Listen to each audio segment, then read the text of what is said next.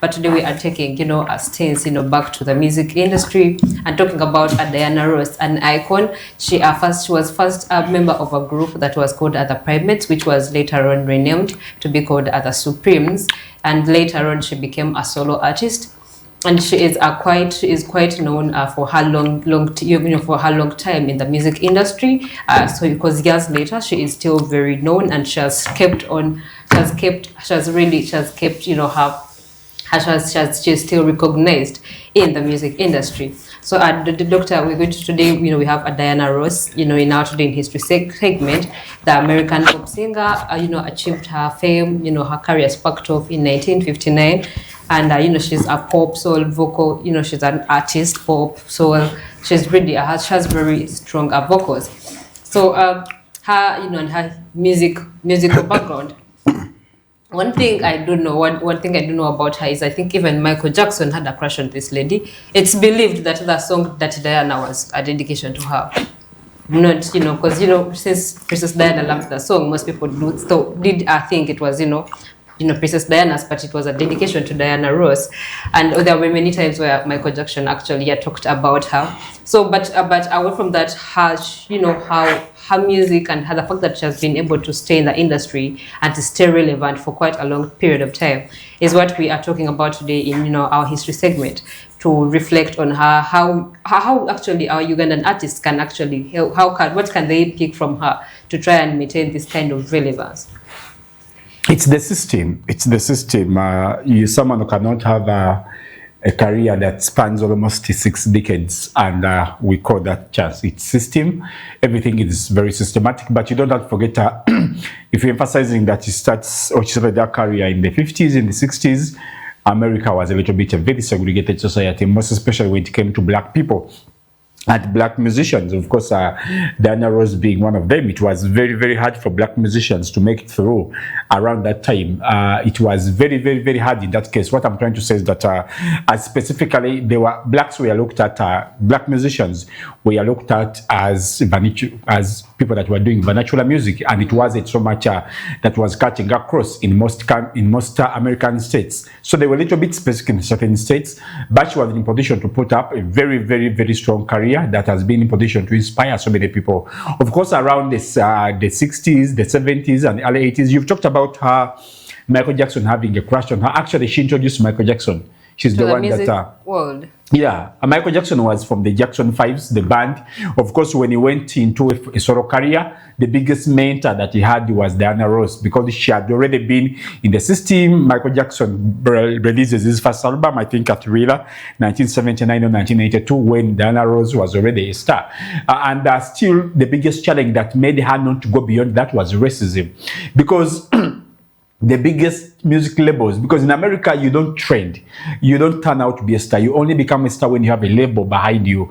It has to be either Columbia, it has to be Warner Brothers, it had to be a label that signs you up. And the fact that she was a black woman, no one wanted to sign her up, irrespectiveness of the immense vocal abilities and the talent she had. She was very, very extreme. Actually, that accounts for the reason that's why she did so much because she failed to get a serious label that would sign her up. But of course, she was in position to take it on, and she has been in position to inspire so many black women. Around that time, the list that she so much inspired, you can talk about Tina Turner, you can talk about Aretha Franklin. Those are some of the biggest black names, or names that were a little bit very instrumental in the late 70s and the early 80s, most especially black musicians. So she stands out as an icon, not only music, but also for culture.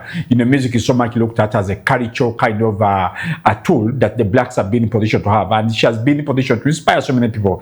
You don't hear a speech from Beyonce, from Rihanna, and then they don't talk about Diana Ross. You don't hear a speech from Mariah Carey, Britney Spears, maybe Britney Spears, not right, but you don't hear a speech from Whitney Houston, and they're not talking about Diana Ross. The fact that she was one of the first black women that made it for that in that successful industry, she has been positioned to inspire many. Some of our greatest labels, one of our biggest songs, I think, is called Endless. She had that, collaboration with I'm forgetting that gentleman, with Lionel Richie. By Lionel Richie. It's very beautiful. Though she stands out musically as very outstanding, but also the times, the times, it's like how you would compare to, how do you compare maybe Jabbar Karim in basketball, that time when he made it, when basketball was predominantly dominated by white people. So you're the first person to become this icon, to become this diva.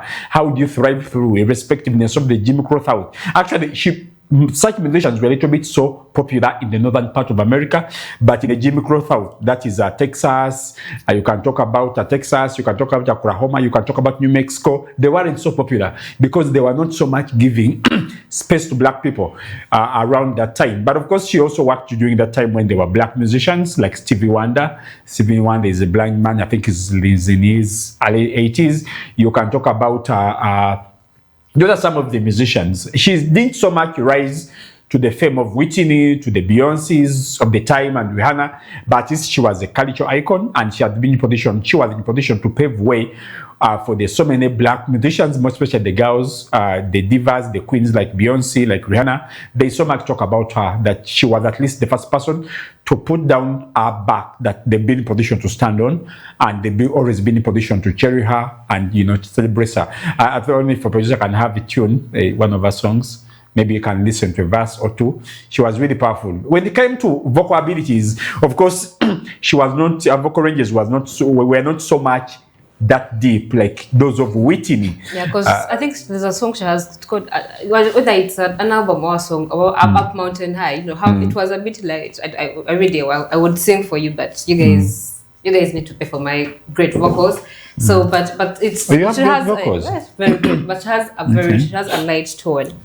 Yes, but that's majorly Diana Ross. She's one of the best-selling female artists worldwide, with a career that spans over 6 decades. She was born on the 26th of March in the year 1944 in Detroit, Michigan. And most people do call her the Queen of Motown because, that's where they majorly used to operate from. Or that's where she got discovered. That's where her career sparked off. That's what we had today in our history segment.